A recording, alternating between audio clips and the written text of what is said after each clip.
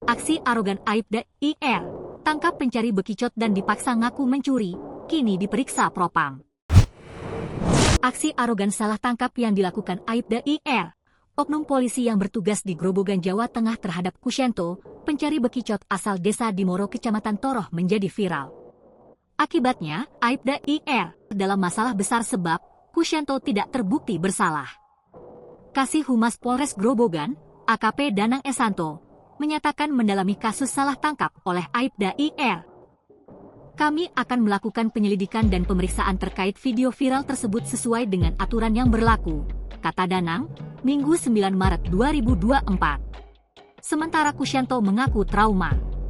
Sebab ia dipukul, tangan diikat dan dipaksa mengaku mencuri pompa air oleh Aibda IR dan beberapa pria tak dikenal.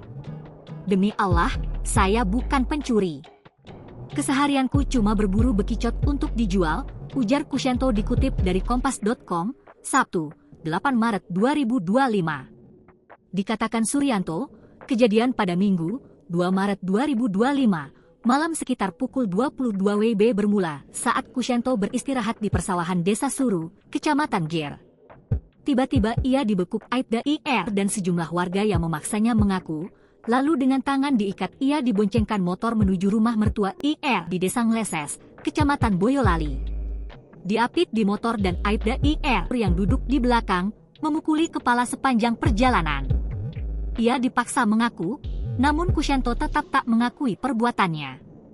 Setelah diinterogasi, Kusyanto digelandang ke Mapolsek Gir untuk pemeriksaan lebih lanjut, sementara motor Honda Verza miliknya disita. Tetapi hasil penyidikan Satreskrim Polsek Gir menyatakan Kusyanto tidak terbukti melakukan pencurian. Sehingga malam itu dikembalikan ke rumahnya.